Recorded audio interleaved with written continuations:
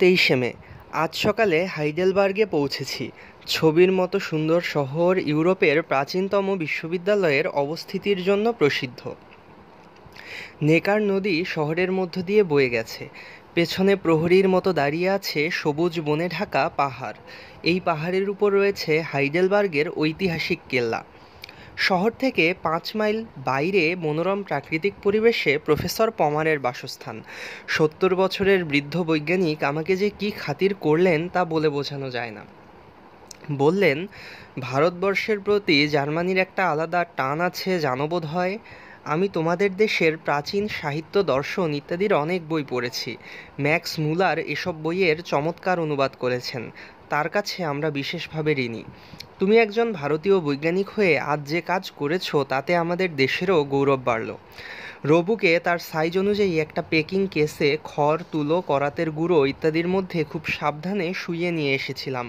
পমারের তাকে দেখার জন্য খুব কৌতূহল হচ্ছে জেনে আমি দুপুরের মধ্যেই তাকে বাক্স থেকে বার করে ঝেড়ে পুছে পমারের ল্যাবরেটরিতে দাঁড় করালাম। পমার এ জিনিসটি নিয়ে এত গবেষণা, এত লেখালেখি করলেও নিজে কোনো দিন রোবো তৈরি করেননি। রবুর চেহারা দেখে তার চোখ কপালে উঠে গেল। বললেন, এ যে তুমি দেখছি আঠা, পেরেক আর স্টিকিং প্লাস্টার দিয়েই সব জোড়ার কাজ সেরেছ। তুমি বলছো এই রোবো কথা বলে, কাজ করে? পমারের গলায় অবিশ্বাসের সুর অতি স্পষ্ট। আমি একটু হেসে বললাম, আপনি ওকে পরীক্ষা করে দেখতে পারেন, ওকে প্রশ্ন করুন না। পমার রোবুর দিকে ফিরে বললেন, ওয়েলশে আরবেইট ম্যাক্সড ডু। তুমি কি কাজ করো? রবু স্পষ্ট গলায়, স্পষ্ট উচ্চারণে জবাব দিল, ইস্ট হেলফে মেইনেম হের বেইসেইনের আরবেইট আন্ড লস ম্যাথমেটিস প্রবলেম। আমি আমার মনিবের কাজে সাহায্য করি আর অঙ্কের সমস্যার সমাধান করি। পমার রবুর দিকে অবাক দৃষ্টিতে চেয়ে কিছুক্ষণ মাথা নাড়লেন। তারপর একটা দীর্ঘ নিঃশ্বাস ফেলে বললেন, শঙ্কু, তুমি যা করেছ বিজ্ঞানের ইতিহাসে তার কোনোই তুলনা নেই। বোরগেল্টের ঈর্ষা হবে। এর আগে বোরগেল্ট সম্বন্ধে আমাদের মধ্যে কোনো কথা হয়নি। হঠাৎ পমারের মুখে তার নাম শুনে একটু চমকেই গেলাম। বোরগেল্টও কি কোনো রোবো তৈরি করেছেন নাকি?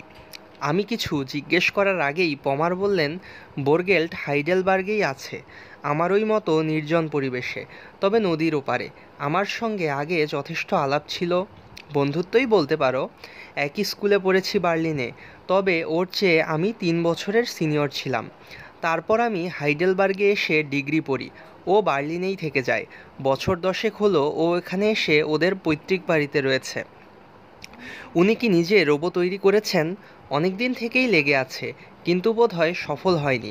মাঝে তো শুনেছিলাম ওর মাথাটা একটু বিগড়েই গেছে। গত 6 মাস ও বাড়ি থেকে বেরোয়নি। আমি টেলিফোনে কথা বলার চেষ্টা করেছি কয়েকবার, প্রতিবারই ওর চাকর বলেছে বোরগেল্ট অসুস্থ। ইদানিং আর ফোন টোন করিনি।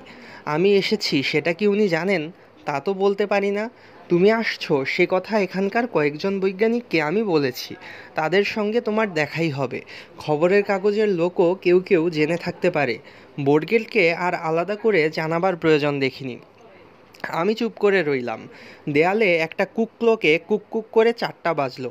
খোলা জানালার বাইরে বাগান দেখা যাচ্ছে, তারও পিছনে পাহাড়। 2-1টা পাখির ডাক ছাড়া আর কোনোই শব্দ নেই। পমা